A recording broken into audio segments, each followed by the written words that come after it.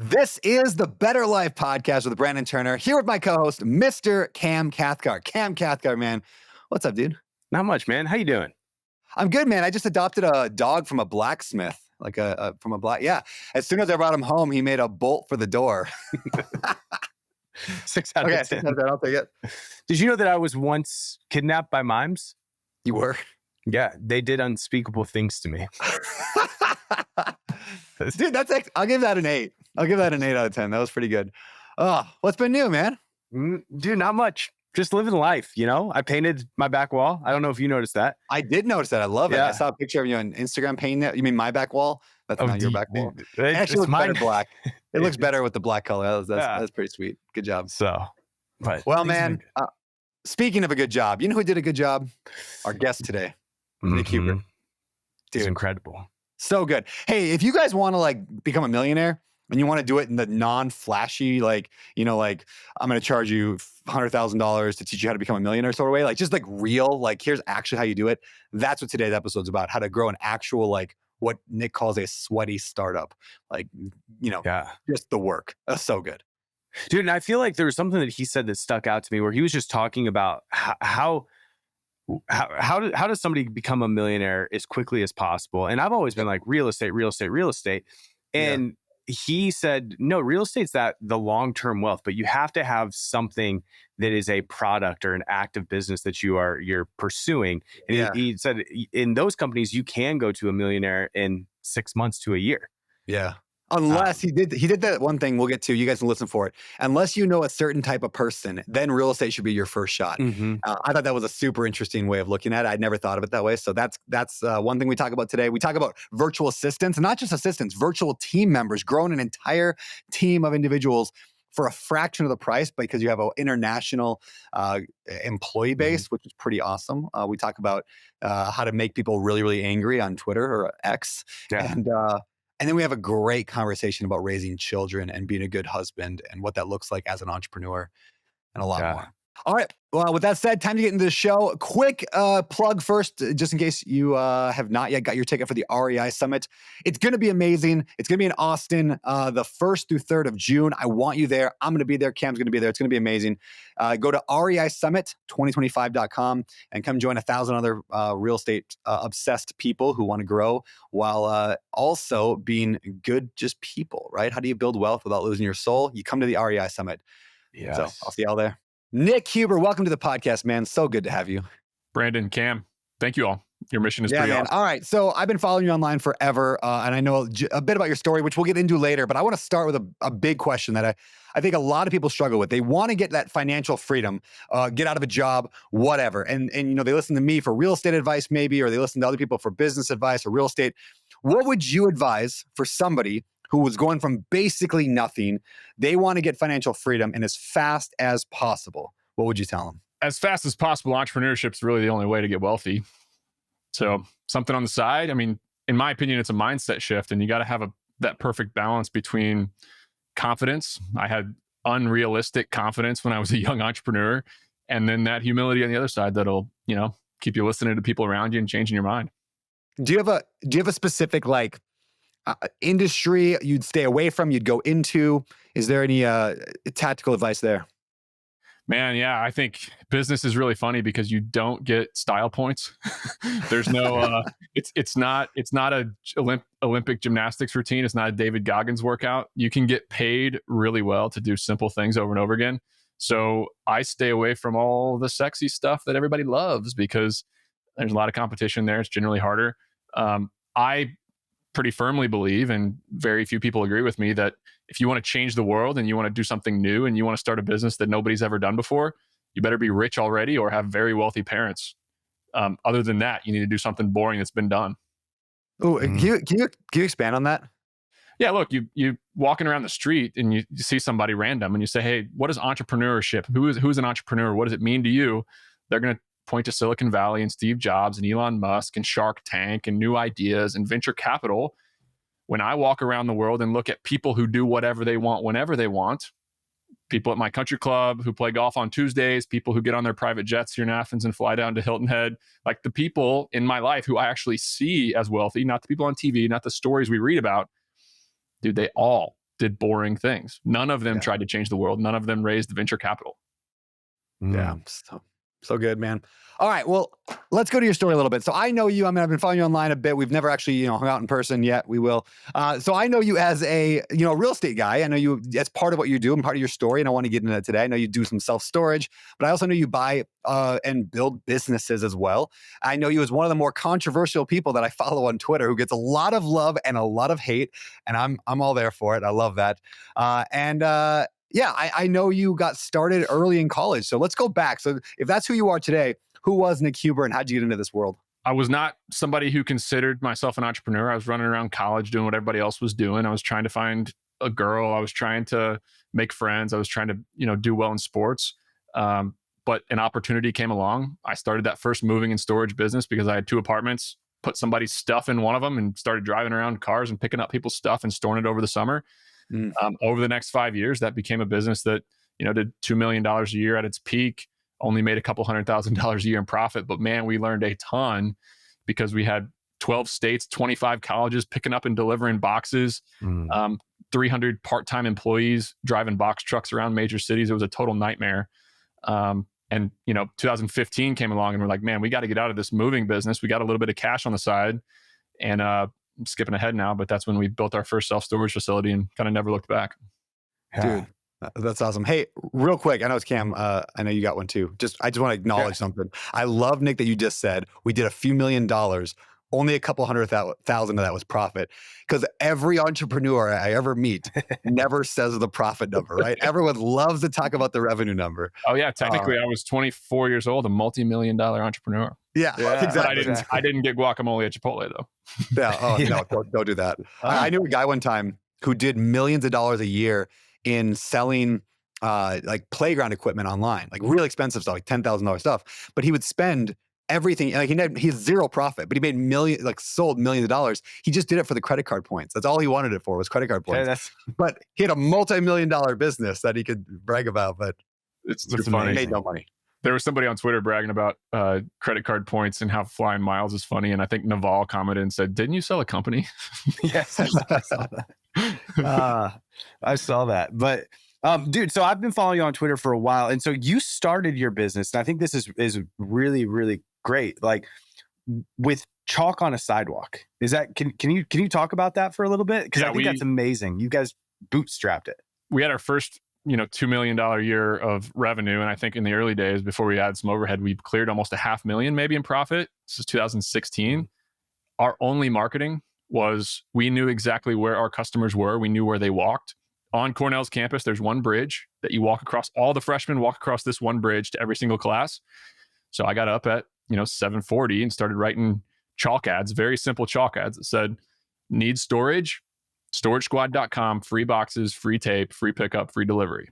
And I wrote that over and over and over again until I wore holes in the soles of my, jeans. The knees were wearing out of my jeans, and I was going through boxes and boxes of sidewalk chalk. But sure enough, for the 8:40 class, the 9:10 class, the 10:10 class, the kids would get up and just start walking, and I'd be on my phone, and I'd get signups like bang, bang, bang, bang, bang, and like that is how we grew the entire company, is sidewalk chalk and throwing flyers under doors, sneaking into dorms and throwing flyers under dorms. Dude, that's legit. I love that. I think you even said it in the book, or something along the lines of like, being able to sell is like the most important skill for a business owner.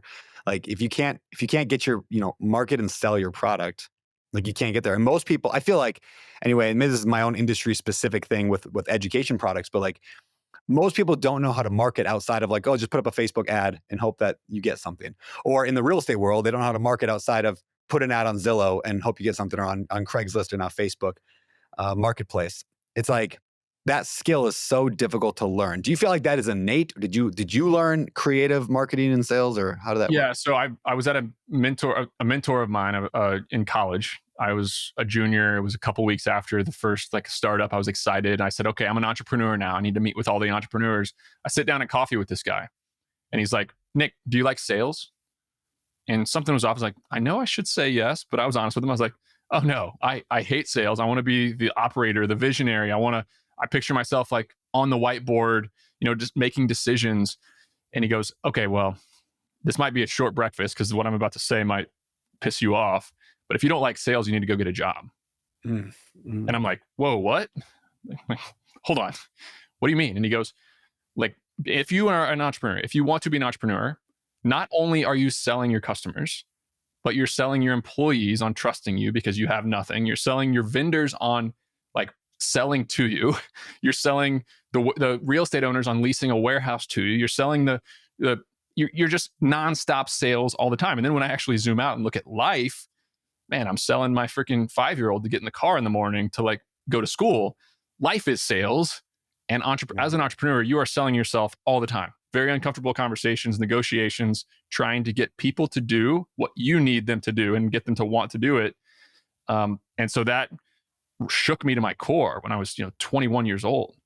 But I took it very serious because the rest of the conversation, he told me that, hey, nobody's naturally good at sales. You got to wake up and get the reps in. Mm-hmm.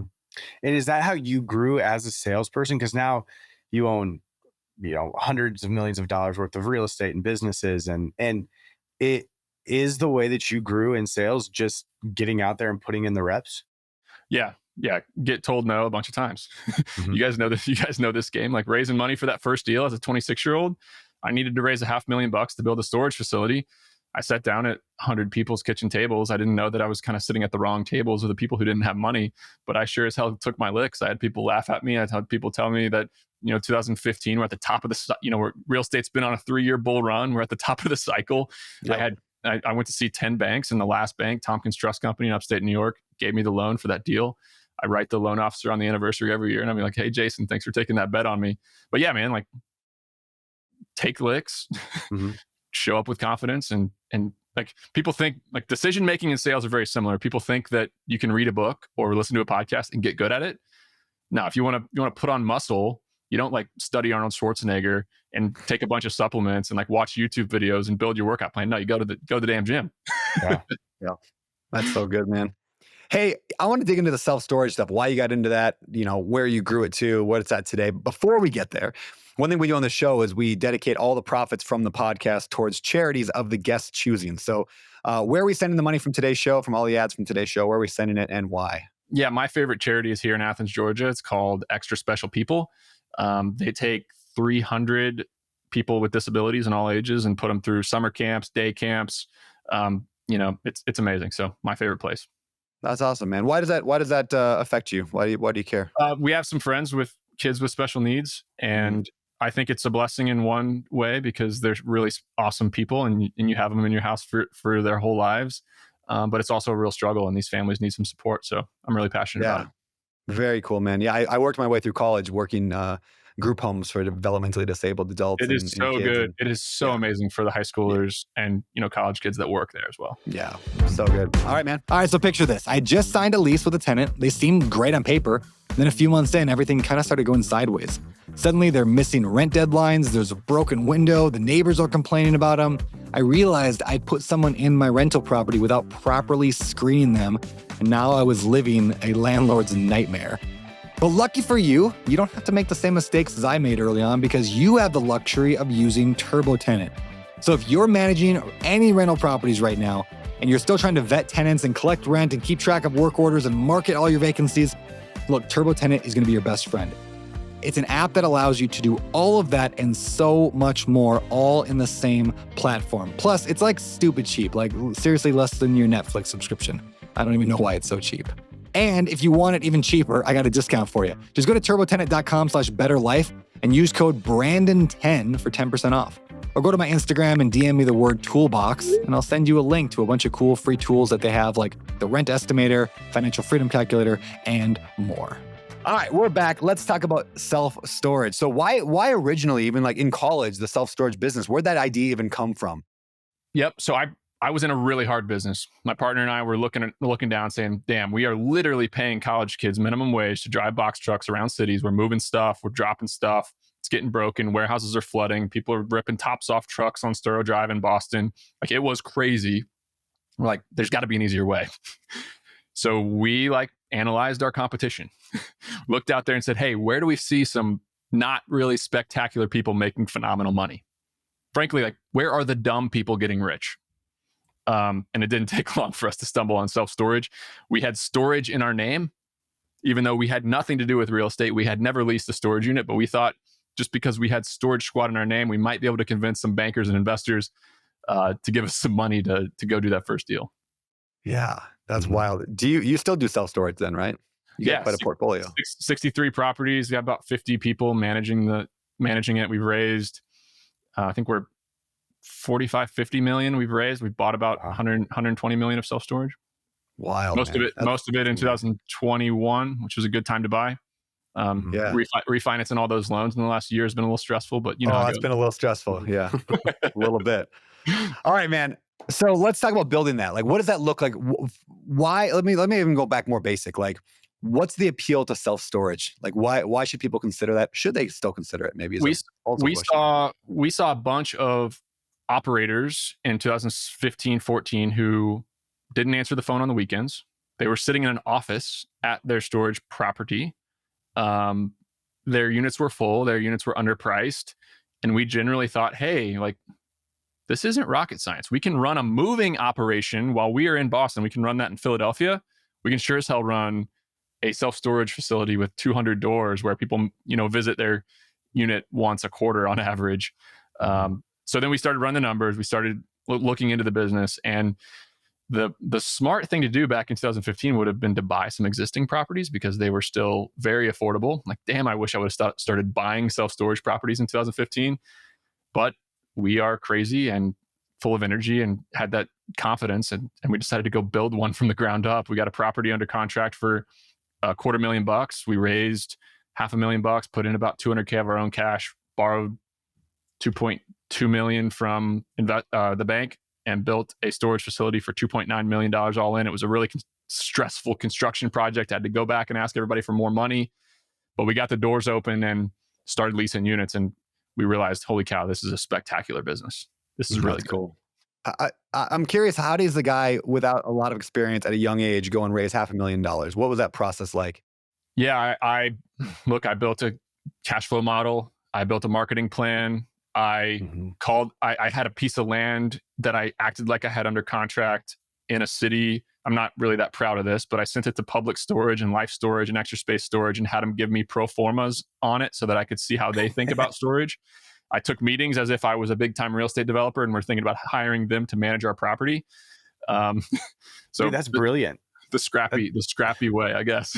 That is, so you acted like you had a piece of land under contract and then got the pro formas from these bigger companies of like, hey, what would it look like if you guys came and built on this?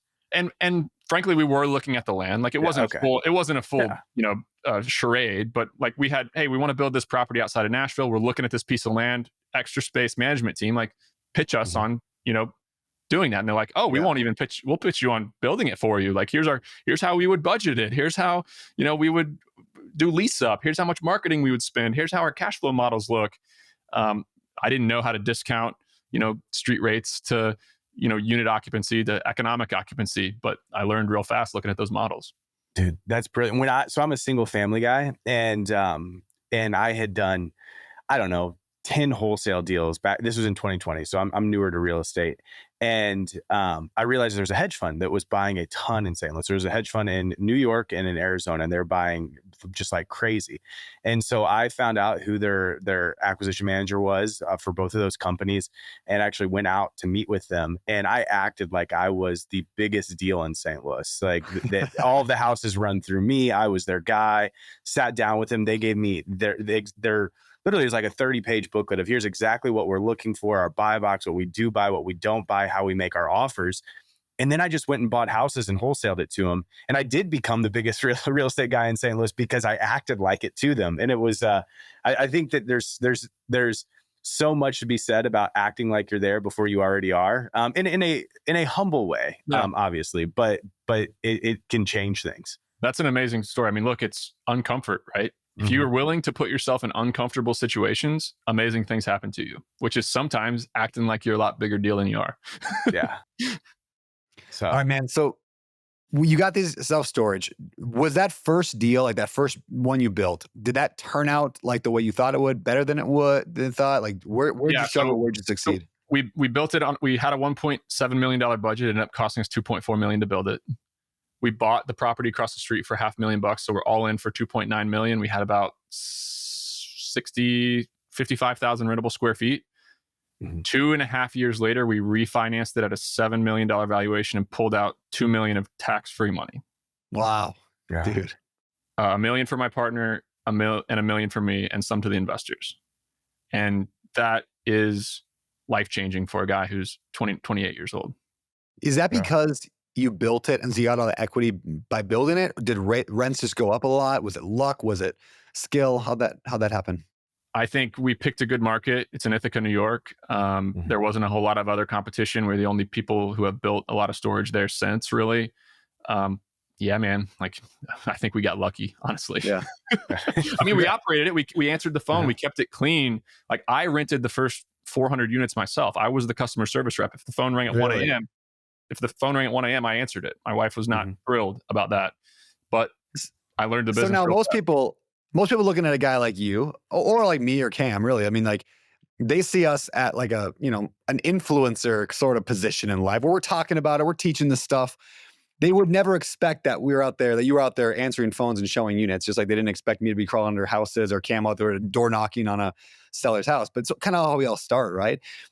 I unfortunately still am doing that. But dude, I am I'm still doing that as well. I'm a deal junkie. I don't think that ever goes away. Yeah. So, I mean, what advice maybe I'll ask it this way, is like the idea of the sweaty startup. Is that what you're referring to? Is the fact that you just get your hands dirty and you get sweaty? I mean, how would you define sweaty startup? That's the name of your book, name of your Twitter. Like, sweaty startup is an official call out on the way media portrays entrepreneurship.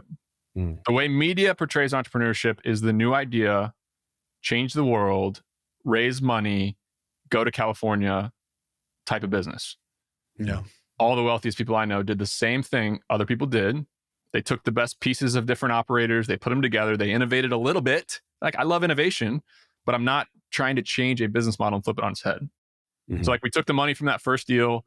A unit went up for auction in 2019 in Erie, Pennsylvania, $480K. We bought it all cash at auction, the last dollar we had to put in there, but we got 40,000 square feet. It's doing like 26,000 a month of revenue today, and we're $3 million. Me and my partner own it outright. Like, that's cool. So you got to have the guts, but yeah, the sweaty startup is like, forget the flashy, sexy, fun things and just do what other people are doing that's making money and innovate in little ways, become a better operator. Like, new ideas are bullshit. Like, execution is what separates the men from the boys. Oh, it's so good. Yeah, I read that in your book, but also I've heard that years ago. I saw a chart. It was called execution is a multiplier. I don't know, maybe it wasn't even something you shared on Twitter, but it was like an execution multiplier. And it was like, an idea is worth 1, 2, 3, 4, 5 points, but execution's worth 100, 1,000, 10,000, 100,000. It's like, it's such a multiplier effect where like people are so concerned. I mean, how many times does this happen to you guys? I'm sure it happens to me all the time, where people are like, I got a really good idea for a business. I'm not going to tell you what it is. I don't want you to steal my idea. I'm like, I'm not, like, first of all, there's almost no good ideas that are new. There maybe are no good ideas that are new. And second of all, I have hard enough time executing my own businesses. I got kicked out. I got kicked out of a pitch competition at UGA. So at University of Georgia here in Athens, I go in and judge the entrepreneurship course's pitch competition. Well, I used to. I get in there. I'm one of the panelists, right? It's a bunch of like corporate people and startup people and venture capital people, and then me. These kids are all pitching their ideas, and one person's like, and then they're almost all apps or marketplaces or social media things. And this guy's like, I know the recruiting business a little bit. He's like, I'm going to start a recruiting company. But the recruiting company, it's all messed up because the companies actually have to pay 30% of year one salary as the fee. They pay $30,000, $40,000 for a placement. That's bullcrap. I'm going to go create a job board where we're just matching, we're mixing, we're matching. And I'm like, I raise my hand. I'm like, you just told me that you did not want to collect $30,000 fee. Like, what's the matter with the business model? Why do you want to flip that business model on its head? Korn Ferry does billions of dollars, hundreds of millions of profit. What's wrong with that? And he's like, oh, well, you got to innovate. You got to change things. And I kept, it didn't go well. Didn't end well. Just pushing. So people who are concerned with, and I've heard this too. I've heard people say like, I wish I was an entrepreneur, but I just don't have any good ideas. You just think that's ridiculous. Yeah. And also, man, look, 5 years ago, I wanted everybody to be an entrepreneur. Like, I was on Twitter screaming at the top of my lungs that if you're not an entrepreneur, then you are messing up because it's the only way to get financial freedom. It's the only way to get wealthy. Man, I'm to the point now where I think 60 to 70% of humans are totally incompetent and they have no business starting their own company because this is not easy stuff. It's not easy stuff. But no, I think it's like you can do this in a very low risk way, like a super low risk way. I have the most highly visited website on my page on my website is sweatystartup.com/ideas, where there's like 400 sweaty startups, like boring business ideas, like concrete washing, window washing. Like you just go down the list, find a way to trade your time for money on the side. Like if you have a job, if you have things going on, find a way to trade your time for money on the side. Stop studying scale, stop studying marketing, stop studying building, massive companies and organizational structure. Go trade your time for 50 or $100 an hour until you run out of time, and then hire somebody, and then just grow your business over the course of 5 or 10 years. Dude, that's so good. And, kind of link back to what we just talked about a minute ago, like I feel like the bar is very low in most businesses, meaning like for example, if you're a contractor and you're doing tile work and you answer your phone, you show up on time, you're in the top 10% just by answering your phone and showing up on time.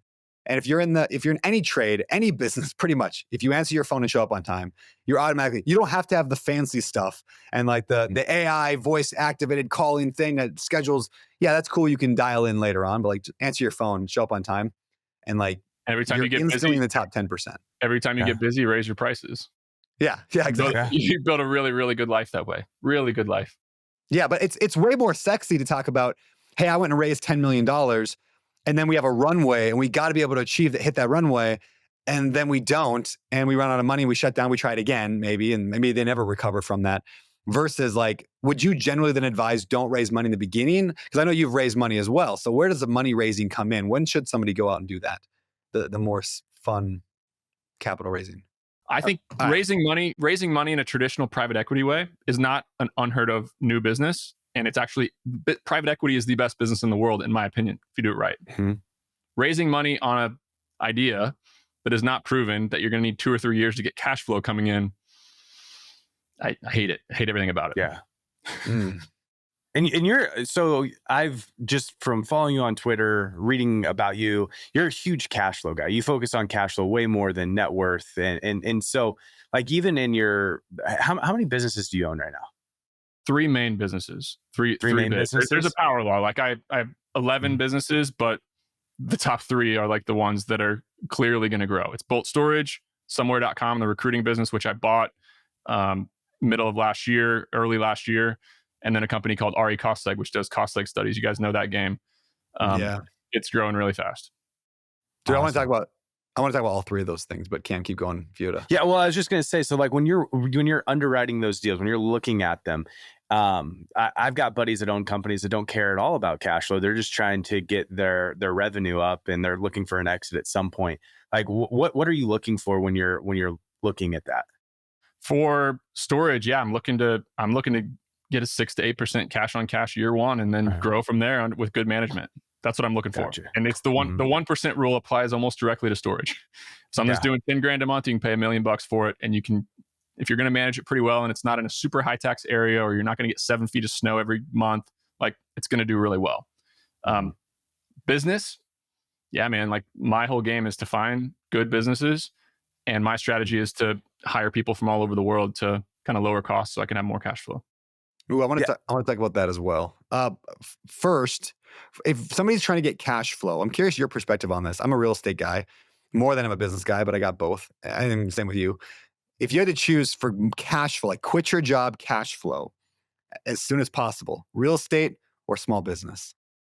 So I would ask one question to determine which of those 2 answers. Do you know a lot of wealthy people? If you know a lot of wealthy people, real estate is a great business because you can raise money, you can charge fees, you can get a chunk of the upside in the promote, in the management fees, you can build a great company. But if you have nowhere to, like, real estate is the most capital intensive business in the world. That's why I love owning 2 businesses that print money and one business that just eats money and saves me taxes. So yeah, I think Bolt Storage is my long-term, almost like my venture capital play, where the majority of my net worth is in this thing. Yep. is the majority of my cash flow is not. Majority of my cash flow comes from somewhere.com and RE Cost Sec for sure. Yeah, same with me. I think the majority of my income these days comes from like the cash flow comes from like First Deal or not Better Life because that's a charity, but some from the 50 and book royalties. Like I love all that stuff because that pays the bills and it makes so I don't have to take a salary from my Open Door Capital. But that's the the $1 billion portfolio that I'm just going to keep building. And yeah, my investors get most of that because I'm raising capital for it. But so my answer would be like real estate. 10 years is the thing that does the difference. Like manage a property for 10 years, unbelievable things happen. Yep. Small business, 6 months can be a total game changer, and you can go from 1,000 a month to 10,000 a month, or 10,000 to 50,000. So the quicker way to make cash flow is definitely small business, in my opinion. Yeah, I agree. And then there's, of course, the balance of like Cam here, who combine the two together. So like flipping or wholesaling is the kind of the sweet spot of both. If you're good at business and you run a business that happens to transact in buying and selling houses quickly, you can make a lot of money right away. I mean, Cam, your first year, you did what, $1 million in profit or something like that? Yeah, it was a good first year. Yeah, it was a good first year. My favorite type of entrepreneurship is like that stuff that leads directly into real estate. Property management, brokerage. Like I love both of those businesses because they go directly into, getting equity. Yeah. So, and you were saying before we started recording that most of your team is in South Africa. I know that you own a virtual assistant company. And I'm so fascinated by that because we're right now looking for a CFO in our company. I don't want to pay somebody $100,000 a year to be our CFO, but that's what it looks like we have to do. And so I want to get your take because I think that VAs can change the face of a business. Like right now, my executive assistant is a VA and is amazing. And so like, talk to me about how you use VAs to help run your company and really valuable valuable roles as well. Well, I'll just put it in perspective. I just hired a CFO in South Africa for $4,800 a month. Yeah. And he spent 4 years of his career getting on an airplane and flying to New York City and doing audit for PricewaterhouseCoopers in New York City.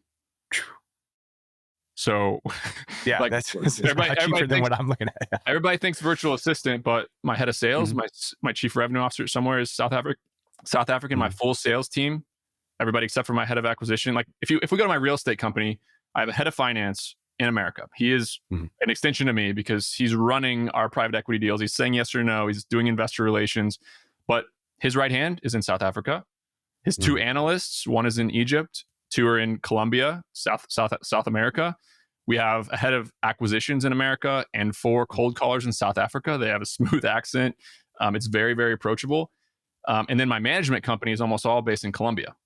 My sales, I sell units. My sales team is in South Africa and the Philippines, but my operations team is in Colombia. They speak Spanish. They're dealing with all my vendors, dealing with all maintenance requests, like paying all the bills, managing my property. So 50 employees at my property management and private equity company, my annual overhead is $1.3 million a year. Whereas the private equity firm that's doing what I do in Atlanta with an office is spending $5 or $6 million a year. Yeah. So it's just, and frankly, we would not have been able to survive the last 2 years of real estate tough market with $5 million a year of overhead. We just wouldn't have been able to do it. Yeah. All right. Go ahead. You go ahead. So this is something that I'm interested in because my company is all remote, or at least I'm remote. How do you keep strong like company culture? Look, you reward your high performers, man. These people are killers. To keep a strong company culture for me, it's like keep giving my high performers more exciting stuff to do, more decisions, cut the low performers, and make decisions really fast.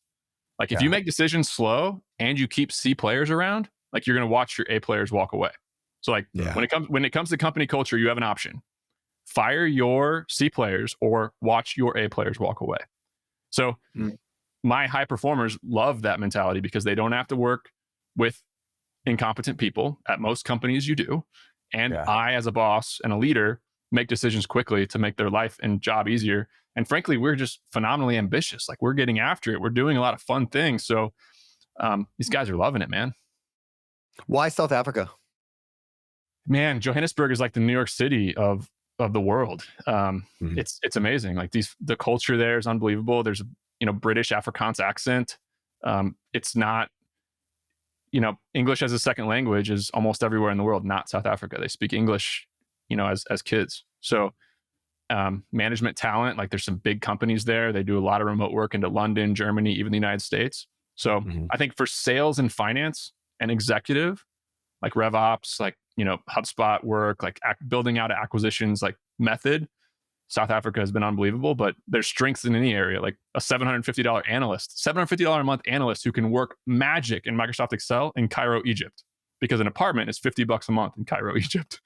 We'll go to Poland and Serbia for development if we're doing some software stuff. We'll go to Latin America for almost all construction stuff, architect, civil, project management, design. So every place in the world has its strengths, but people think VA, and man, it's like executive level talent overseas. Yeah. How do you find talent? What is your secret to finding and hiring, and attracting the best people? Is it a series of tests, or what do you do? Somewhere? You mean like when we're hiring internationally? Yeah. You want to hire internationally. You can't sit down with them, for a beer and chat with them. So how do you know they're A players? I'll put it in perspective. We get 50,000 applicants a month at somewhere.com. Whoa. We give them all, the first thing we do is give them a typing assessment. And 90% of them can't type over 35 words per minute. And you can't work a remote job. You're totally incompetent. So we sort our entire occupant pool on typing speed. And we call and we work the top. Like, it's very rare to find somebody in Colombia, for example, where they speak Spanish who types 70 words per minute. They're likely a total badass. We're going to find them a job easy. But yeah, then it's a screening call. Then it's, a lot of work to get to that. We place 200 people a month. 50,000 applicants, we place 200 people a month. So wow, it is a ton of work. I think of our placed people, of our 200 last month, 50% came from referrals. So people who we had hired in the past, or our outreach on LinkedIn. The other half, it was split between applicants on LinkedIn, Indeed, and then ads that we're running on social media. Was it last like 20%? So man, it's a hard game. But if you're going to hire and you don't want to pay a recruiter, you can use somewhere.com. You can go post a job on LinkedIn. You're going to get 300 applicants. Make sure you give them all a typing test first. That's such a good tip. Yeah, I'd not heard that before, but I do it for American. Like, I do it for all hires at all of my companies, because typing speed. There's a story I tell often, and she probably has heard me tell it, and I feel bad, but Tracy, I love you. But when I first hired my very first assistant ever, I set her up in a new office. My first assistant, I was like 28 or 29. And I give her this big Mac computer, and I set it all up for her. And I meet her at the office. I'm doing training. I'm like, all right, go to your desktop. And she goes, what's a desktop? And I was like, it's like the computer, the screen. She's like, okay, where all the icons are. And she goes, okay, what's an icon? And I was like, oh no. I was like, have you ever used a computer before? And the answer was no. She had never used a computer in her life. And I hired her to be my digital assistant, like my online virtual, assistant, not quite virtual. That was a good lesson learned. I'm sure she's a really nice lady, though. She was so nice. Yeah. What we ended up actually doing, which is funny, it was 8 years. Yeah, it was 8 years ago. So I was 32 almost. And because it was right when Heather was pregnant with Rosie. And so we ended up having her put together all the baby furniture and take care of our house. And like we shifted her role to like personal assistant. Yeah. And she crushed it at that until I moved to Hawaii. But once you have somebody you're about to hire, make them do an assessment. If it's paid, like if it's an analyst, have them show you a discount cash flow model they built. Have them show you a Power BI model they build. If it's a salesperson, send them 4 of your team's sales calls. This is what we do in storage. Send them 4 of your team's sales calls and ask them to record a 2-minute video on each, critiquing them on missed opportunities, so on and so forth. So you get a preview of the work that they're going to do. You can do this in almost any field. You name a specialty, I'll tell you like a very simple 3 or 4 hour assessment that you can have them do. But it's so worth it. Just saves so much headache. I got a personal question that probably doesn't apply to anybody listening to the podcast, but I'll ask you it. So I need a marketing, like a CMO, probably like somebody that's like, I have like a dozen companies, like 3 or 4 main ones, right? Maybe 5 like main ones, everything from the big real estate to education companies to my mortgage company. And it's all tied to the Brandon Turner brand, like through Instagram or through social media. So I need somebody to oversee all of it, like at a very high level that really understands it. And that's an expensive job in the US. Like I don't want to pay, and I mean, I know that role pays for itself, they say, but like, I don't want to pay $500,000 for like a, Fortune 500 level C-suite. Yeah. Can I hire that person overseas? Do you Yeah. think I See, can get that quality? I would target Portugal, Thailand, and South Africa, and I would call it a CMO. Do you need a performance marketer by trade, or would you need somebody who's like, I love hiring people who started out in like ads and Yes, work. me too. I think that's what I'd want. Yeah. Yeah, And work so their way up. I'd find a performance manager by trade in South Africa, who's got 10 years of experience growing brands and companies. Okay. Yeah. Yeah, I don't know why. Seven- I never thought about it. 5 to 7K a month probably for somebody really good, because like you said, like these folks are very, very valuable to companies. Yeah. Yeah. I don't mind paying for it. But yeah, when I'm looking at like what that level is in the US, it's just absurd. And I'm like, well, maybe I'm just shooting too high. Man, but I'm like, no, I need sales need is that. another one. Sales is another one Yeah. that's so frustrating. We tried to hire a US based salesperson and like 90K comp. Then the next thing you know, they're in California. So you're going to have, FICA is Yep. going to eat, be another 20K. You can't fire them if they're in California. Then it comes to negotiation. They want full benefit package. They want an accelerator on their bonus. They want to make 250K all in. And before you know it, you're just like, holy cow. I can get somebody for $3,000 a month in South Africa who's done $5,000 ticket B2B software sales. Like, why? Yeah. Why would I hire Wow. anywhere else? Such a good idea. Yeah, All right. we in our education company, we've used some salespeople from South Africa, and they've been amazing. Especially because their English is perfect, and they do not want anywhere near what somebody in the United States. I feel like people in the United States right now that they're all asking for 120 plus, which is ridiculous because 5 years ago I was making $40,000 a year. I'm like, how that's I like 120 plus is just like going rate now. If anybody wants to see profiles, if you're listening, I don't want to throw on the sales pitch here, but you can email me, nick@sweatystartup.com. Happy to tell you more about how Somewhere works. But yeah, man, you can do this yourself too. Like open a job on LinkedIn, get a bunch of applicants, try to find somebody great. Like they're out there. Yeah. Wild, man. Hey, well, let's talk about Somewhere, the actual process of buying that business. I mean, that was a hefty purchase, right? Yeah, it was a deal that I was not ready for. It was a deal that I was insecure about. It's a deal that was stressful and still stressful just because of the size and scale. And I feel like when opportunities come to you in life, you're never going to have permission and you're never going to feel like you're perfectly ready. Yeah. So it was fall of 2023. The business was really growing. It had doubled the previous, 8-month period. It had doubled in size, $800K a month of cash flow, probably is what it was. Yeah. Wow. An offer comes in. And my the majority owner calls me and says, Nick, I'm thinking about selling 51% of the company. Like, would you want to sell half your shares? I owned 15% at the time. I'm like, okay, hold on. 52 million or 47 million divided by, damn, I could make like $3.5 million bucks. But something told me that like, hey man, like you're not going to run across a business like this ever again. And it's a business that I think could be a massive, like $250 million revenue company. So over the next month and a half, I convinced Marshall to sell the company to me instead, and structured a deal where I had a 39.25% of the company was purchased in a private equity tranche with a 20% promote. I raised $20 million from a bunch of investors, 39 people, and then an 18% seller note was directly to me, between me and Marshall, and I already owned 12.75%. So I control 70% of the company today. Wow. What lessons have you learned in the process? Like now it's different than much different than self-storage. So what have you learned about getting into that world of an online business like that?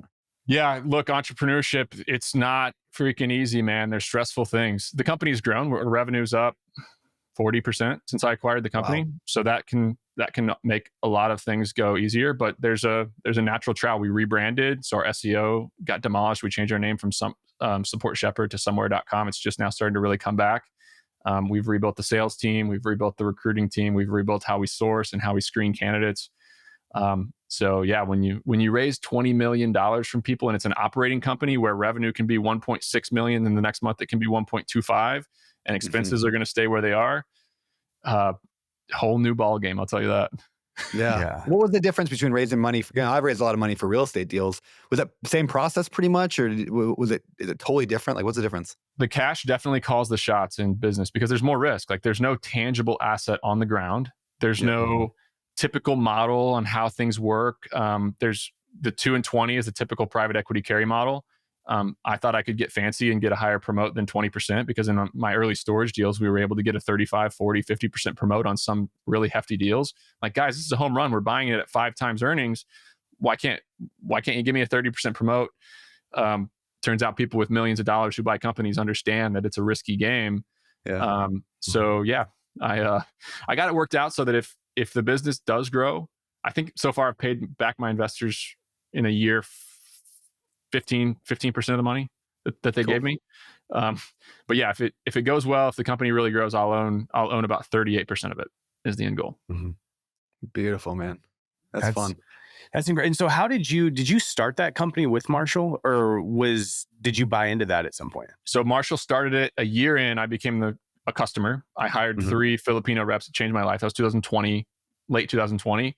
And then I became a affiliate and I started talking about it. And then a year after that, in 2022, April, I bought in at a minority stake, 15%, and then bought the rest of the business, unfortunately, when it was much, much larger, year and a half. Yeah, that's amazing. Yeah, I know we ran into Marshall because he owned a hotel in St. Louis. There was, and so, but that company was a company that you bought now is incredible. Been following along with it for a long time now. So appreciate it. It's it all looks incredible on the outside, and I'm happy I did the deal. But man, running a business is stressful. It's humbling. It's a roller coaster. Yeah. How do you personally, a couple questions around that. How are you managing your companies? Specifically, like how do you manage your time, your company? How do you pick which one you put your focus on? And then I'd love to dig into some of the kind of the organizational structure you have with them and how do you keep your head on straight? Yeah. So there's every team from RE Cost Seg is also growing really fast. We're going to have our first $1 million month of revenue soon, which is unbelievable for a company that's awesome. Less than 3 years old. Every company has the sales team, the delivery team, and the operations on the back, right? And then there's marketing and other things. But I go in with each head of each business and I say, hey, what is the simplest thing we can do right now to make the sales team better? What's the simplest thing we can do? And we set it as a priority. We agree on it, and then we get to work. And I help where needed. And so basically, it's just going through every branch of the company and picking the lowest hanging fruit and picking it up and just doing that over and over and over again. But we iterate really, really fast. In the last year, we've hired 70 people and let go about 45 people at somewhere in the last year. So like when we see that like something's working, we're going to double down. We're going to get after it. We're going to do better at performance management. We're going to figure out who's our top performers and give them raises. Like a lot going on in the storage business. It's very recently we moved our call center, our storage leasing team, from just like a taking orders approach in the Philippines to an actual sales function where somebody calls in from a unit. We're going to have the ability to discount on the phone. We're going to train people as a sales team. We hired a head of sales in South Africa 3 or 4 months ago. It's been the best hire we've made already, and watch the conversion rate go up. We have all of our facilities like based on occupancy, like red, yellow, green. The red ones, like our reps are going to do anything they can to get people in the door by discounting, offer rent credits. They have all this stuff up their sleeves. They're like turn into true salespeople. And that's made like our occupancy is up 11% year over year. So like little, I pick up the lowest hanging fruit in each division of each company, but my head's in a lot of places for sure. How do you find time for that? Because I've got 4 companies right now, and I feel like, and none of them are anywhere near the size of yours, but I feel like every single one, when I commit time, like when I'm like, oh, there's a fire in this company, I commit time to that. Then there's fires in all 3 other companies. And then I'm like, got to put out this fire and this fire. And then the company that I was putting all my time towards is now falling apart. And it's so stressful. And I feel like, in my opinion, I got into this. I am on Twitter and social media, and I see all of these ultra wealthy people. They're like, you have to have multiple streams of income. And so I'm like, I'm going to open up multiple different businesses, and I'm going to be like that cool guy. And I'm looking back on it, I'm like, I did that too quick, where it was like, I needed to build one company and it be incredibly healthy before I stepped out of it. But now I'm past that point. And so like, how do you manage your time to grow all of your companies? You said you have 11 of them and 3 that are really focused on. It's delegation, and I'm not afraid to get my hands dirty and tell people what to do. So if I see a change I want to make, like instantly, if I see a change I want to make, it's my job It's my job. I go in and do it. Like, hey, outbound sales team, like, let's get on a call. I'm going to make 20 cold calls right now in front of you guys. We're going to go over this script. Then it's our job. Then my head of sales is like, okay, we got this. Then I check back a week later. And if they got it, I move on. Now it's your job.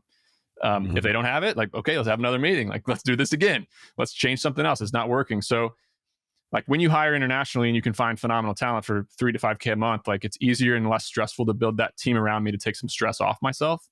But man, yeah, it comes at you. How do you, on that note, so I deal with this problem continually in my companies now where I'm not the smartest one. Where I mean, like they're all just way better at me than almost everything, which is a good place to be at, right? But then I don't know how to help my people. Like I can't sit there and be like, let's do cold calls because I'm just not as good as they are at cold calls. I can't help my marketing guys, my sales guys, because everybody's just better than me at this point. How do you help people when you don't know what to do? When I can't physically help them? Yeah, there's a lot of times where there's no clear answer. We have to figure it out. And we sit in a meeting and we're like, all right, guys, nobody knows what's going on here. We're all in over our head. Maybe it's everything's on fire, like Cam was talking about when things are falling apart and you're like, we don't know what to do. Let's talk about the options. Let's agree on one to go forward with, and then let's enact it. But yeah, many, many times I'm not the guy who's in the trenches because I do have some really competent management. You have to have competent decision makers. I think there's 2 levels of delegation. There's delegating tasks, which is just telling somebody what to do. That's the easy part. And you can actually get wealthy doing that. Like I know people who run here in town who run big companies, multi-millions of dollars, 10 employees, where every decision comes to them, every single decision. Then there's delegating decisions, which is harder. But when you can start delegating decisions, like what happened to me a couple weeks ago in an all hands meeting, I wish this would have happened earlier so I could have put it in my book. I was on an all hands call with my operating team in my self-storage facility, and they start talking about the collapse. Oh yeah, the collapse is, we got the roof back on. 2 of our tenants are in. We're, remodeling the last 2 units. And I'm like, hold on, guys, the collapse? And they're like, oh yeah, Nick, Thanksgiving, Erie, Pennsylvania got like 4 feet of snow, and our entire retail, like the roof collapsed. And I'm like, why didn't I know this? And they're like, well, if we would have told you, it would have ruined your Thanksgiving and you would have been a giant pain in our ass. Yeah. So sometimes your team can handle stuff, but I have enough trust with that individual that I trusted him to handle it. Yeah, that's beautiful. It's a good spot to get to. Yeah, amazing. Well, hey, I also want to know, just because you're a family man, correct? You have kids? Yeah, man. Yeah. It's the most important. It's the most important thing for me. It's like the most important. Like my North Star, my life goal, is to be 80 years old, and 3 things really: be able to walk 18 holes of golf with my bag on, be able to get on the ground with my great grandkids and play, like on the ground. Never seen any of my grandparents get on the ground. And then I want to be sitting in a leather chair in a big ass house with my son-in-laws, my daughter-in-laws, my daughters, my sons, and all their kids. And I just want it to be madness. Like that is a life well lived for me. That's amazing. Yeah. We just bought, actually I bought Brandon's old house here, spent way too much money on it. But I totally ripped you off. Great. One of the reasons when we did that was I remember sitting on the lanai overlooking the ocean, and we've got 3 kids. With my wife's pregnant with 2 more, so we'll have 5 kids. And I'm like, imagine 50 years from now, like our kids are going to have kids that are teenagers, not even 50, 30 years from now. And we're going to have 20 grandkids running around, our kids, like how magical and incredible that it gives me chills just thinking about it. Like it will be the coolest moment. I'm just designing my life for that moment right now. And I'm so excited about it. And tell me with the burden that you carry with running businesses and dealing with multi-millions of dollars, investors' money, like that's a heavy burden. How do you not bring that into the home and bring that into being a father and a husband? Like how do you compartmentalize, I guess? I'll tell you that I wish I was better at it. And there's times when like this game humbles you, man. Like the reason why we love business is because it can be really fun when you're winning. And I'm really proud of a lot of things that I've accomplished, but I would lie to you if, in 2017 when a warehouse flooded or we didn't have the roof on yet on these builds, or I needed to go back to the bank for another $500,000. And I was like shaken as a man because our identity is tied up in what we do and how we make money, where I didn't come home and I curl up in a little ball in my bed and I just start fucking crying to my wife. Yeah. Like, so how do you compartmentalize it? You get better at it, and I think it's a muscle, honestly. Like, I just have gotten better over the years at dealing with stress. The numbers have gotten larger, but it all feels the same. Like, the initial first car accident that one of my drivers had when I didn't have the money to pay for the damage he did feels the same to me now as, you know, a stressful month when you raise $20 million and you got a bunch of other people's money. But yeah, look, I'm so passionate about children and family. Like, everybody I know over the age of 50 and most people I know over the age of 40, all they care about is their kids and their grandkids. So yeah, I'm more and more of my writing and, you know, message has been around trying to convince people to have kids, because I think it's just a disaster what's happening in the cities with people waiting until they're 35, 40 years old to get serious about it. Yeah, most young people I know now don't want kids. Like, people in their 20s, almost all of them that I'm friends with don't want kids. And I'm like, that's just wild to me. Like, how does civilization survive when nobody wants children anymore? It's just...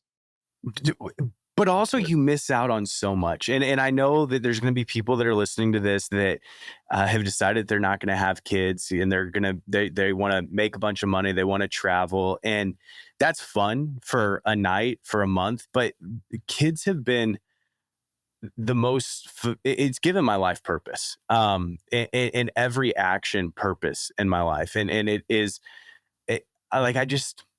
I don't know. I have kids, so it's different for me, but I can't imagine having a fulfilling life without kids. And people will get mad about hearing that, but I can't imagine not having kids. I totally agree with you. It is the most important thing. Hey, Nick, if you could only pass down like 3 core, we'll call them like principles to your children about life and success and money, what would you want them to be like? Yeah, I know this principle from my dad.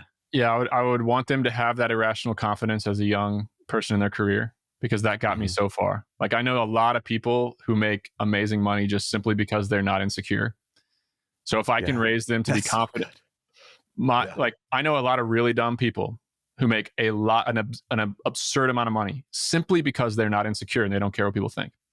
So if I can pass on that confidence to my kids while also passing on humility and the ability to, like, look at things rationally and admit when they're wrong and not be a jerk, because there's a lot of things to balance with, like, having means and the travel and the things that we do when you're trying to raise really good kids.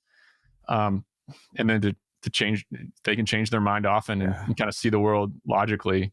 That'd be amazing. That's amazing. How are you keeping your kids from getting spoiled? And Cam, I'll ask you the same question afterwards, but how do you keep your kids? Now, your kids are raised rich, just like mine are and just like Cam's are. How do we keep them from getting spoiled? I spend a lot of time talking to people about this. Because I've met a lot of very wealthy people in the last 5 years of my online journey, and some of them have really amazing kids, kids that you would never know they grew up in a $20 million house and with a G5 at the airport. So I ask them, like, hey, how did you raise good kids? Because I also see kids who think they're rich in their town and turn into total assholes because their dad can afford an Escalade. What's different? And the theme is that there's a habit and a natural ability of parents, a natural desire to, like, protect the kids from every bit of pain, protect them, put them in a bubble, and don't hold them accountable for their mistakes and their actions. Because the truth is that life is really hard. Business is really hard. Career is really hard for anybody.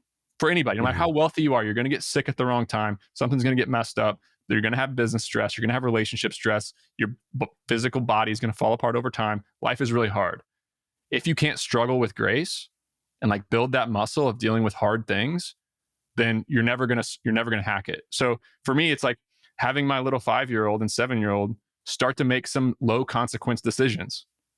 Start to make some low consequence decisions, ride their bike without their helmet for a few minutes, fall. And when they fall and they crash, I'm not going to run over there and protect them and hold them in a bubble. So that's maybe a poor example. I thought of it off the top of my head, but if you can teach these kids to struggle with grace, like, hold them accountable for what they decide to do, let them practice making decisions when they're low risk decisions, you can raise kids who just have taken their knocks and they're a lot stronger for it.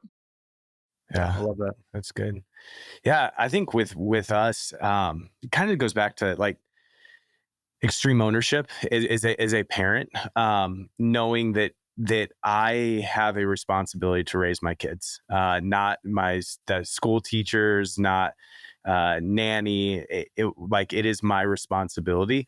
And I truly, this might sound really dumb, but I don't worry about that because I know me and Lexi, and I drive a 1993 Ford F-150 that like I right now I am wearing a nice shirt, but I'm wearing sweatpants and Crocs. Like that. You're That's wearing just pants who today? I am wearing Wow. pants today, but sweatpants and Crocs underneath this nice shirt. Like it's just who I am.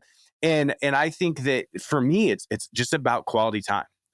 Spending quality, like letting them see me love other people, the way that I treat other people, the way that I spend money. Lexi and I are not frivolous. We're not like, we will spend money on experiences, but don't buy the nicest things. And when they want something, I'm never just buying them something. They have to work for it. So it's one of those things where it's like, I know I probably should have like a strategic game plan for that, but really it's like, You're doing the I right just want them to spend quality time with me and Lexi, because I know me and Lexi are doing it right for the most part. We still fail and mess up, but as long as we can just be like the person in their life that they look up to, and we're their heroes. And part of that's Lexi and I having a loving relationship and treating each other well. But as long as we can do that, like I'm not worried about my kids in that aspect. Yeah. One of the most common ways to raise insecure kids is like the father not treating the wife really, really, really well. Mm-hmm. Brandon, you got to riff on it too, man, because I know you've thought a lot about this. We both gave our go. Like, how are you raising good kids? Yeah, I mean, I'm not. They're just going to be horrible little humans. I'm kidding.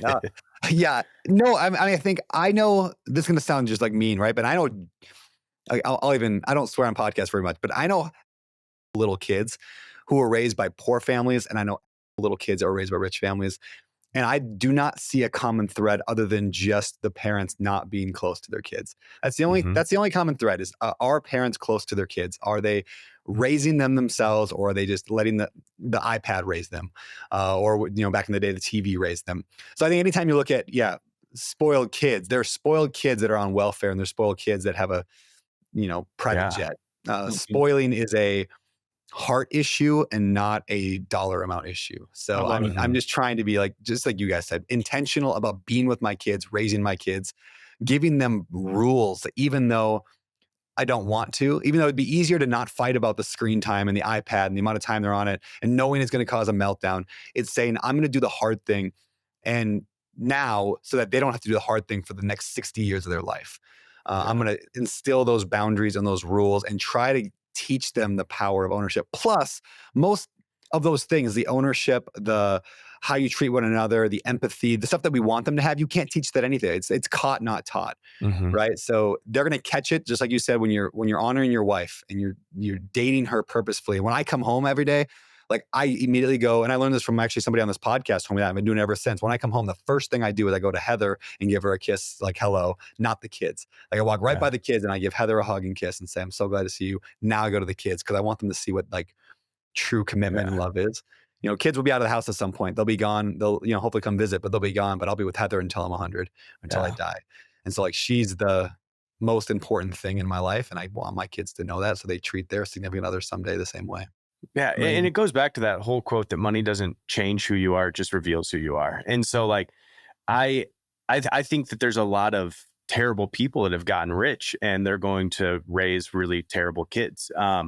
But then the other thing that does, we've all touched on this, but I'm so passionate about it, is like having an incredible relationship with your spouse. Like unfortunately, the statistics show that if you come from a broken home, like just there's a way higher likelihood of, as an adult, I'm not saying that everybody's like this, but there's just such a higher likelihood of things not working out for you when you're an adult. And so do you guys have daughters? Cherishing and what? Do you have daughters as well?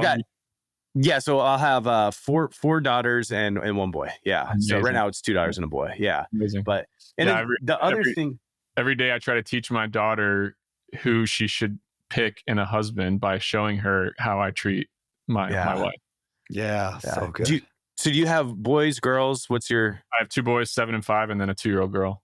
Okay. So you need to read, it's The Intentional Father by Oh, I John got that one. Tyson. I haven't This read it yet, is but the best book I've ever read on being a parent. And it's for sons, but it translates to daughters as well, where like just um, being intentional with how you raise your kids, being intentional, talks a lot about it's actually a guy who's a Christian who wrote it, but he looked at the Mormon community and was like, Mormons, they just there's they're successful and they love people and they treat people well. And why is that? And Mormons have like a very structured way of raising their kids and different milestones. And he talks about like even back hundreds of if not thousands of years ago, as you raised your sons, there was different like structured points throughout that process. And we've kind of lost that, where it's like, hey, go to school, come home from school and watch YouTube, and then we'll put you to bed. And there's not this intentionality behind like, I'm going to teach you how to be a man. I'm going to teach you how to be a woman as you grow up. And obviously that's, my wife knows way more about that with our daughters, but reading this book was just mind blowing of here are the things that I want to impart on my kid, by my son, as he grows up, and how am I going to do that? Our kids learned how to use YouTube. So I think YouTube is terrible. I think YouTube is terrible. Like they had no attention span to want to read books. They had no attention span to like want to go adventure with me and do some things already. And I'm like, all right, we're done with this. Yeah, I was going to ask you, what is your current screen time policy for the kids? It's something I'm juggling, and I'm about to change up quite a bit. Yeah, you have to use it sometimes when it's madness, right? You're cooking dinner, things are crazy. We have a little help around the house, but not all the time at all. So we stick to shows and we don't let them pick, because YouTube, they'll find these shorts and their mind just starts to get TikTok. It really starts to get TikToked, and they don't want to read. My 7-year-old's finally like reading chapter books and like liking it and looking forward to it, which I'm so excited about, because I never did it as a kid and it held me back in a lot of ways, like writing. But yeah, like they watch shows, like full length shows that are more boring than the short stuff. Yeah. Mm-hmm. Yeah, I'm trying to do the same. The other day I said a stupid line to Heather, and it's so funny to say out loud, but I'll mock myself. I said, if I had a magic wand, I would just get rid of all the TVs and tablets in our house. And she looked at me, she's like, you're literally in charge. You literally have that magic wand. You can do that. I was like, video games, you're right. Actually, I can't. Video games, I think, are a total disaster on society, man. I really do. Yeah, I agree. I'm very, very, very anti-video game. Yeah, me too. Yeah, and I see the trend with my son. I see how much he loves video games. Like right now, it's Minecraft. Loves it, and I justify it because I'm like, hey, it's like Legos. It's creative, and it is. It's creative. It's learning. It's community based. He does it with like his sister, and I love all that. But I'm like, I see the addiction already in him, like to video games, and I'm like, and he's trying to move over to other games that his friends are playing, and I'm like, you're 5. You're not going to go play Fortnite at 5 years old. He's like, but my cousin's doing it. I'm like, because I see that addiction already. My goal is to keep them off of it long enough to where they're so far behind that they get discouraged when they start playing with their friends. Yeah, so that was my life. Yeah, my oldest is 7. He doesn't have it yet. He's starting to ask for it, but we're not going to allow it. We're just going to push it off as long as possible. I didn't have a video game system in my house, and when I went to college, I played Call of Duty for all of about 7 minutes and got a headshot 17 times in a row, and I was like, I'm gonna go drink a beer. You guys have fun. I was always the device previous. It's like when the PS2 came out, I was still in the 64. I just got one, and like it was just like always behind. So I was like the dumbest, like the least cool kid in school, and that worked out really well. Actually, I don't play video games because I just can't. Neither do I. Yeah, but I was like you, Nick, where I didn't play video games growing up, and I went to college, and that was like when Call of Duty Modern Warfare just came out, and my friends would stay up till 4 a.m. playing it.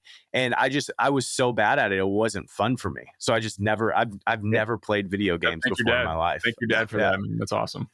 Yeah. Well, hey, another question before we can maybe move on, just about your home life as well. It's like, what is the biggest lesson you've learned around building these businesses, but also being a good husband? Like, how do you treat your wife with the level of care and love and respect that she deserves when you're also focused on so many things at once? Like, what are you doing that works? We have a phone policy where it's hard, but I leave my phone downstairs is my office. I leave my phone down here. I go up, I have dinner, I read some books with the kids, hang out. And then once I put the kids to bed, I come back down generally because shit's happening and I need to answer more emails or do whatever. try to go on. Wife and I went on a walk today. We go on date night. We have a scheduled date night every week, and then we have a second date night where we generally hang out with friends or do something a little bit more social. So yeah, luckily I'm not totally obsessed. Like I can delegate well enough where I'm not stuck literally throwing down 80-hour weeks, have some flexibility, love to adventure, love to travel. But I wish that, like, it's really addicting. It's really addicting to not only have 400,000 people on X at your fingertips that you can send a message and then see what everybody's thinking, to then also, making business decisions one day and watching the balance sheet, get impacted a couple weeks later. Like, these are really fun things I'm working on. So I'm a full on addict for sure. If you guys got advice for me, let me know. I'm working on it. I'm actually working on a screen time slowly. I don't need a 13th business or whatever in my life, but I'm slowly working on a screen time app that I think, not even for a money reason. I'm like, I just want to make the perfect screen time app to help myself not be so addicted. So I'll tell you about that when I'm all done with it, or at some point we'll talk about it. But I'll be your beta tester. Yeah. I did just 2 days ago got the brick. Yeah. Did you? I'm interested to see if that'll work. Yeah. Yeah, I'm not using it. I know you said you don't use it, but I think it's. I ordered the new light phone too, which comes out like soon, which is like a dumb phone basically. Yeah. Well, and I got an idea. I'm going to put it in my Ohana. So then it which isn't that far, but if I'm sitting there and I want to get on Instagram or something, I have to walk, all the way to the Ohana and back. But, hey, so Nick, I want to talk for a second. I know we have to wrap up here soon, but about X, because you have figured out how to grow your X really, really quickly and put out, what would you call it? Rage bait? Is that the word that you used to say? Or I have a mental disorder in that if I can't understand how somebody on the other end of the world, sitting on their couch doing whatever they're wanting to do with their life, can look at something I wrote, a couple hundred characters, and get angry. It's amazing. So when that happens, I just can't help myself but like push those buttons, because I think it's so absurd. So absurd. I've never read anything on Twitter that like makes me angry enough to like say a bunch of crazy things, make myself look foolish. So I'm a pick. Like I have a weird sense of humor. So some of the stuff I say is true, but just pisses a lot of people off as well. Like I'll say that there's a lot of truth to what I'm saying. That's why people get angry. Like I've yet to meet a competent person with blue hair. If you guys know anybody, I'd love to meet them. Dude, that's funny. It's all fun. You had one this morning, which I actually agreed with. Where you talked about dads, and that when the second, third baby comes, like, dads have it really, really rough, which is true. You marry moms are right now. that. You said that. Yeah, mom, my third baby just had a third baby 3 months ago. I made a tweet like you marry a woman and like you are the center. Like she's loving on you, and I wouldn't say like I make my wife serve me. I'm not traditional in that way at all. But she's like attentive. Like she'll think of what I need, and I'll think of what she needs, and we like have this little flirty thing around the house. That first baby comes, and then it's Nick. I care about this baby. And I'm going to do everything about the baby. And then I take care of her. And it was still so special. We were communicating, like sharing it with each other. When the second baby comes, all bets are off. That first baby becomes yours. And the wife and anybody in the whole house gives you absolutely no attention, which is fine. It's fine. But I made a tweet about it, and people are getting so upset. So upset. What is your... Yeah, what's your process or strategy look like for, X or Twitter? And in case people don't know what we're talking about, like what? Yeah. Do you have an idea? You just immediately write it? Like, are you refining it? I have a media team. I have because I have 2 podcasts. I have the newsletter that goes out every week, and I have a lot of stuff I write with. And frankly, my team is kind of a substitute growth team on all my companies as well, which is funny. So I have a head of media and then 4 kind of assistants on my marketing team. So we post and we iterate and we have a schedule and we kind of run social media as you should.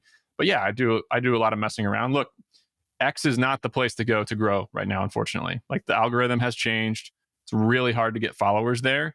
I still use it for news, still use it for a lot of stuff. Short form video is the way that all my friends are still growing. So Twitter, like I'm adding 50, 60 followers a day. I was adding 3,000 followers a day in 2021. So it's a different ballgame. Mm-hmm. Wild. All right, man. Well, we got to start moving towards the end. We got the next segment of the show coming up next, and that is The 3-2-1 pivot. So the idea, I like the word pivot, meaning your life's going one direction and something gets in its way to make it just change direction, hopefully in a more positive way. So we'll talk about 3 books. Let's start with 3 books that have changed the direction of your life. So Entre Leadership by Dave Ramsey, I think, is a phenomenal book. It's just street smart, to the point, business advice, leadership advice, life advice.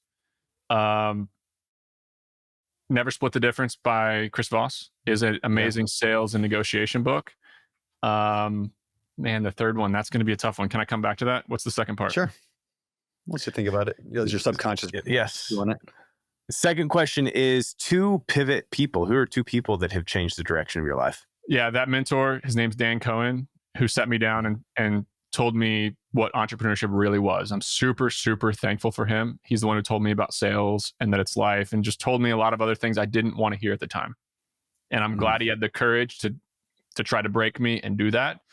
And then, man, my dad just has this infectious energy, and he was never a business owner. He was never an equity owner, never had rental properties, but he just had that confidence and that energy to go after things. A lot of people will see an opportunity go by, and it's like a dog watching a ball go by. Some dogs just want to get up and get after it. Other dogs will just let it go because they're old and lazy. I had the energy to look at a little sweaty opportunity of putting boxes in my car, and it changed my whole life because I had the energy to get up and go do it. That came straight from my dad. So those are the 2 people that come to mind. Very cool. What about a pivot quote, like a quote that's changed your life or kind of you live by? Change your mind often. It's on my mirror when I brush my teeth. Because as you get better, and you naturally have ego, you naturally have some confidence, and I'm become more sure of myself. I know what I'm doing. I'm confident. It's very easy to ignore people who disagree with you. It's very easy to ignore information that contradicts the way you want things to be. And I know that really bad things can happen if I don't have an open mind and I'm not willing to admit that I'm wrong, listen to smart people around me. So every morning when I brush my teeth, I see change your mind often, because guys like me who think I'm really awesome, get yourself in trouble. Yeah, that's good. Awesome. We'll move to the next part, which is past, present, future. And so we're going to look at little parts of your life from each. And so let's talk about past first. If you could go back to 20-year-old Nick, what is the one piece of, it can be life, business, what's the one piece of advice that you would give them? Yeah, don't try to get it all right now. Like too much ambition is not good for a 20-year-old, because you'll chase things that you're not prepared to chase. In my opinion, to succeed, I talk about this in my book, you need capital, you need cash. Unfortunately, that's a big part of like growing a company, growing a real estate empire, doing whatever. You need a network. You can't grow a network if you don't bring anything to the table. And then you need operational chops. You need to have skills. You need to know things.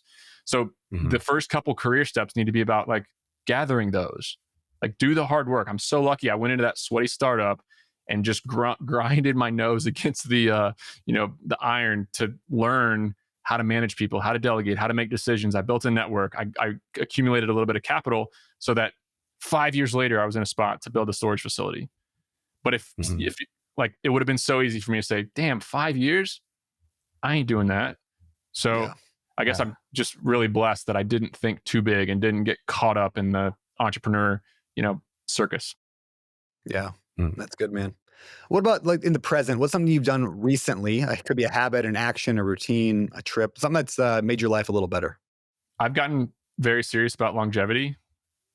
I have a balanced approach. I'm not Brian Johnson. I still have a glass of wine with my wife, and I still, do some things that aren't ideal, but like little small tweaks to like knowing where all my hormones are and knowing what I can do to like decrease cardiovascular risk. Like as a man, cardiovascular risk is 10 times cancer. Like 10 times more people die of heart attack and heart related issues than cancer. So if you haven't done a heart scan to like look in your heart, Brandon, are you almost 40? Yeah, I'll be 40 in a few months. Yeah. So have you had an image? Like, do you know what the arteries going in and out of your heart look like? I don't know. So this stuff happens to skinny people. It happens based on genetics. It happens to fit people. you can have a messed up valve, you can have a unique heart, and all of a sudden when you're 55 you need a new valve or a bypass or a double bypass. So like really tracking the lipid panels and paying attention to the heart is really important to me. So my dad just had a triple bypass heart surgery through like a week ago, not even a week ago. that's really He's, back at, yeah. So it's Man. maybe it's in my family apparently. Prayers for you, but yes, it is absolutely in your family. And if you want to get serious about it, I have some resources for you. But Cool. so I would love that. I did an executive health retreat, learned a lot, and then I've got fluoride out of my water and toothpaste. I've gotten, plastics. I've gotten pretty serious about doing the 80, look 80-20 for all of this. I'm not Brian Johnson. But there's some very, very simple things you can do to not ingest billions of plastic particles. Like put your kids in cotton underwear, get wool underwear for yourself. If you sweat a lot, cotton underwear. If you don't, don't use plastic shit and never get it hot. Don't use tea bags because tea bags have billions of particles of plastic. There's just very simple things that they don't tell you to do. And then I ran out of coffee today. I ran out of all my actual coffee, and all I had left was my old Keurig. And I was doing it. I'm just drinking microplastics here. Oh, just. Dude, sometimes I'll run out of filters and I'll just use paper towel as a filter. I don't know if that's given me. It works. I don't know. I'm sure. That's not plastic. Yeah, that's you're right. Yeah, it should be paper, but yeah, a lot of papers have plastic. And then there's, I think health in general is going to change a ton in the next 5 years. I have controversial views on vaccines and stuff like that, but I'm very happy to be on the cutting edge of it, and I wish I would have done it a couple years earlier when my kids were even younger. But I'm feeling good. Yeah. What is I'm so interested on this because I've been what is the first step? Is it just to go get your blood work done, or what's the first step for somebody that's hey, I want to start exploring this a little bit more? Yeah, you go on something like Function Health. I did longevityhealth.clinic, was a full-on executive retreat in Colorado. You can basically just get your full panel that your PCP will fight with you and not do. A full liquid biopsy to tell if you have cancer is $1,000. Your PCP will fight you to the death to get you to not do that because they think that for some reason it might cause a scare if you know you have cancer. Yep. It's $1,000. Me and my wife do that every year. My parents do that every year. Her parents do that every year. That's part of what I do now for people around me. But yeah, get your full lipid panel with ApoB so you can know where your heart is, know where your you guys know where your testosterone and estrogen and vitamin D and cortisol are and stuff like that. Track it every 6 months and stuff. I mean, I take the blood test. I got a health guy, and I couldn't. Good. I don't read it very well, so I just tell him. He tells me what to do and what supplements to take, and I generally do it. But not I have APO E7 or 4, which is dementia. Dementia's in my family, and it actually this thing that I have makes me 20 times more likely to get Alzheimer's. Oh wow! So I'm on a very unique supplement range to get myself the right omegas and fish oils and precursors and stuff for that, but there's a lot to it. Yeah.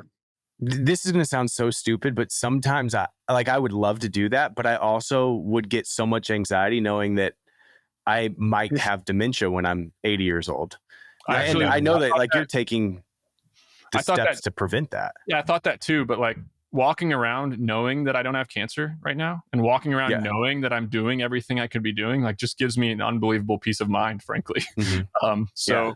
That's what the PCP will tell you. We don't want you to give you all these tests because if I had it, I wouldn't even want to know. And I'm that is not the mindset of a builder and an entrepreneur. That's for sure. Yeah. Oh, so good. All right. I got to get my blood test done again. Let's go do it together, Cam. Actually, one of my buddies in the 50, and we're joking, we might make a whole 50 event out of this. The 50 is a high-level mastermind I run. Dude, an executive we might health, do for the whole that group. Would be sick. One of the guys just went to, I think it wasn't Ukraine, but it might have been Poland or one of those places. It was across the world. But it was $1,000 for 3 days, and they do everything. I mean, blood and this and MRI and this, this whole thing. Yep. Yeah. Yeah, I got my whole body imaged. I got stem cells. I got the whole thing. Obviously all the blood work. But look, man, just getting my testosterone where it needs to be. I don't take testosterone either. It was supplements and stuff like that. Getting my testosterone up and my estrogen down.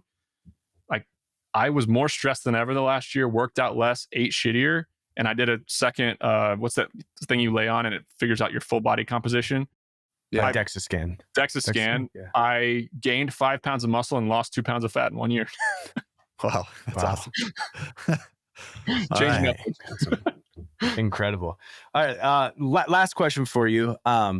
So hopefully, especially with everything that you're doing, you live to be 120 years old, but at some point you're inevitably going to die.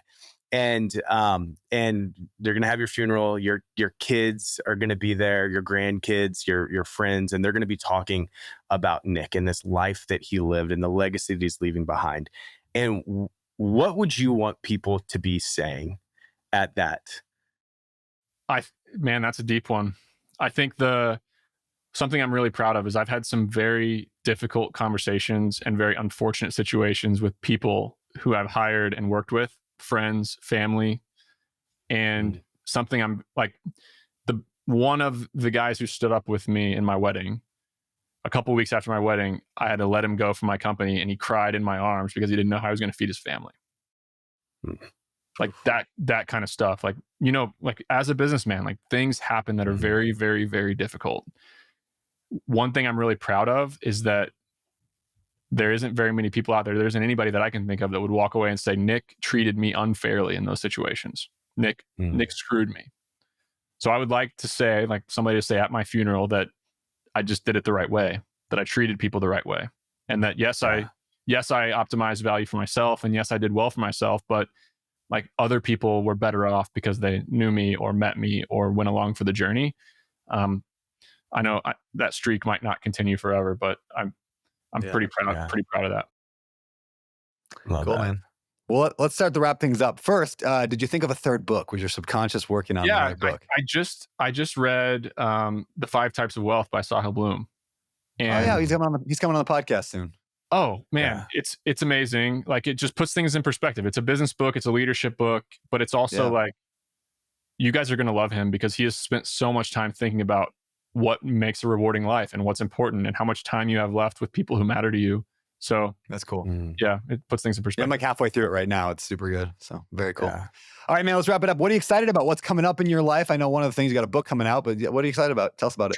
Trying to convince my wife to have a fourth baby. So if she's listening, Michelle, like let's do it. No, I'm so excited for what's ahead. Like I have a lot of amazing irons in the fire. I have businesses that I think have a ton of potential. I know there's going to be challenges ahead, but I'd say the thing I'm most excited about is my 7-year-old is like doing really fun stuff now. He can ride a mountain bike. He can hike with me. Cool. He can do things, which is really fun when you got a 5-year-old, but they just can't quite hang to go do stuff. Yeah. So the adventures with my son is what I'm most excited about. That's cool. Incredible. I did a full-on workout with Riley the other day, which she's way better at working out than I am, but it was so, because she's 7 years old too. And it was so much fun that like we did an entire workout together. Obviously she did different weights and whatnot, but it's just as the kids get older, that's what I love about kids. There's so much fun in every single stage. It gets better and better. I thought I was happy being a boy dad, but man, the little girl, her and I have a special bond. We have a special bond. Like the little boys, there's just this discipline that has to hang over, and I'm their leader. And I love on them all the time, and we're spending a ton of time together. But there's always that, like, oh, I got to make these guys good men. The little girl, she's just sweet. She's patient. She has an attention span. It's something I'm not used to. Yeah, that's awesome. Amazing. Perfect. Where can people find you at, Nick? So I think the best thing that they could do is if they want to download that 200 plus business idea list, there's actually about 500 books on it. You can go to sweatystartup.com/ideas. That'll put you on my newsletter. I'll send you management advice, business advice. But yeah, man, buy the book, buy the Sweaty Startup. It's kind of a culmination of how I think one should grow a business, get wealthy in the right way. And you can pre-order that right now. It comes out April 29th. Tuesday, April 29th.